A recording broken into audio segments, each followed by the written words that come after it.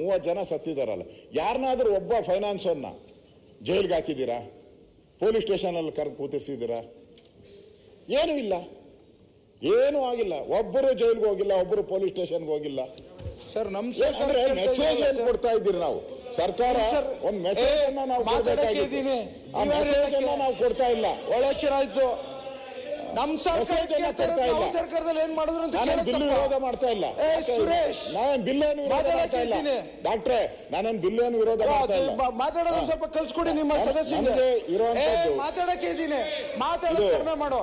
ಏನ್ ಮಾತಾಡಕ್ಕೆ ಇದ್ದೀನಿ? ಏನ್ ವಿಚಾರದಲ್ಲಿ ಏನ್ ಮಾತಾಡೋದು?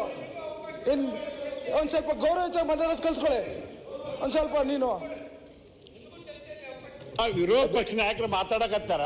ಆ ಬಿಲ್ಲಿ ಬೆಂಬಲ ಮಾಡಿದ ಕಾಯ್ದೆ ಸರಿ ಐತಿಲ್ಲ ಅಂತ ಹೇಳಿ ನಾವು ಅದಕ್ಕೆ ಕೊಡ್ತೀವಲ್ಲ. ನಿಮ್ ಸರ್ಕಾರ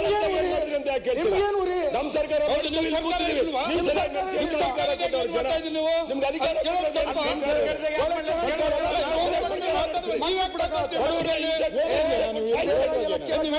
ಕೂತ್ಕೊಂಡಿರ್ಬೇಕಾ? ಒಳ್ಳೆ ಬಿಲ್ ತಂದಾರ, ಅದ್ರ ಬಗ್ಗೆ ಡಿಬೇಟ್ ನಡೀತಾ ಇದೆ. ಕೂತ್ ಕೇಳಿ, ಏನ್ ತೊಂದರೆ ಇಲ್ಲ. ಸನ್ಮಾನ್ಯ ಅಧ್ಯಕ್ಷರೇ, ನಮ್ಮ ಆಡಳಿತ ಪಕ್ಷದ ಗೌರವಾನ್ವಿತ ಸದಸ್ಯರು ಬಿಲ್ ಮೇಲೆ ಇದೆಲ್ಲ ಯಾಕೆ ಮಾತಾಡಬೇಕು ಅನ್ನೋದು ಅವರ ಅಭಿಪ್ರಾಯ. ಅಲ್ಲ ಅಲ್ಲ ಅದನ್ನೇ ನಮ್ಮ ಲಾ ಮಿನಿಸ್ಟರ್ ಹೇಳ್ತಾ ಇದ್ದಾರೆ, ಇದು ಅನ್ಯಾಯ ಅಂತ. ಏನೇನು ಘಟನೆ